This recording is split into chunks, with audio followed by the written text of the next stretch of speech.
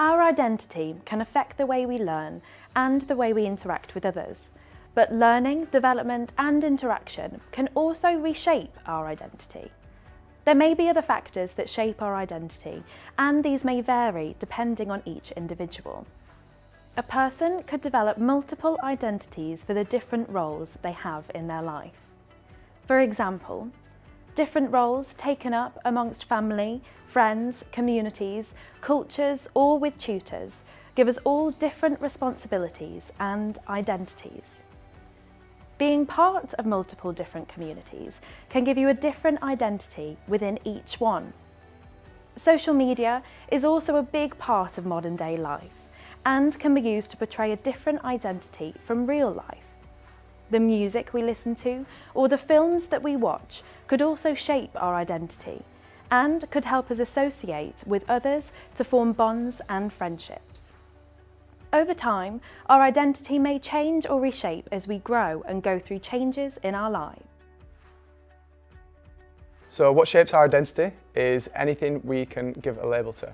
So whether that's your physical structure, your temperament as a person, your political views, your spiritual views, your religion, anything like that can shape our identity. And what has the most fundamental impact is our experiences as children. From the age of 0 to 7 are our most formative years, and a lot of the times trauma, so to speak, can be the most influential factor in shaping our identity.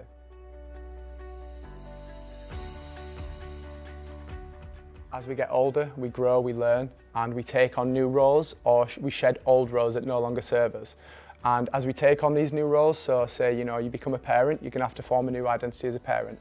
Or say you were maybe once a person who didn't have any political views, but now you're starting to grow older and see the world for what it is, and you take on this new identity, say, within that aspect. So our identities are ever changing and ever growing as life goes on.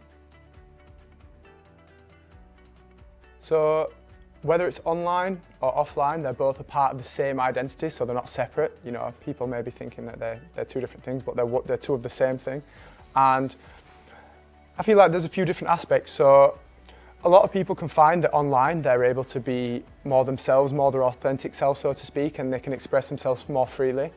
However, say on social media, the flip side to that is that they may feel even more repressed to identify and express themselves in a way that's actually authentic to them, because they might have all the pressure of, say, the identities of all the friends on this social media, that they can't be anything outside of that identity that they formed for themselves.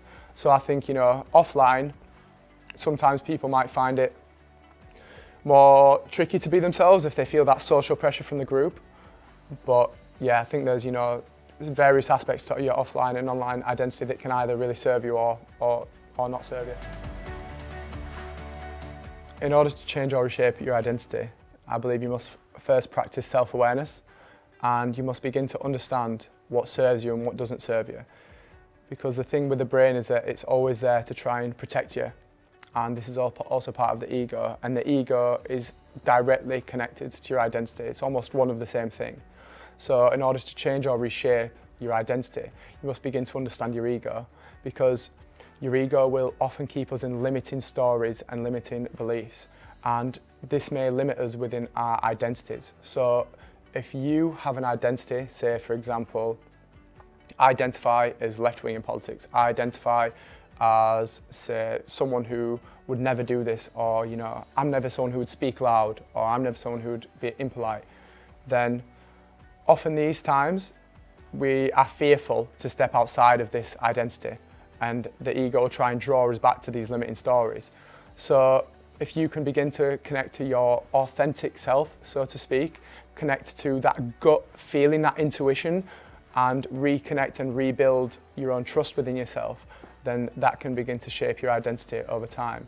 And oftentimes we have coping mechanisms in life that we formed as children and within our childhood. So if we can understand where we began to form these behaviours and these coping mechanisms, so to speak, then we can shape and reform our identity to one that serves and empowers us rather than limits us.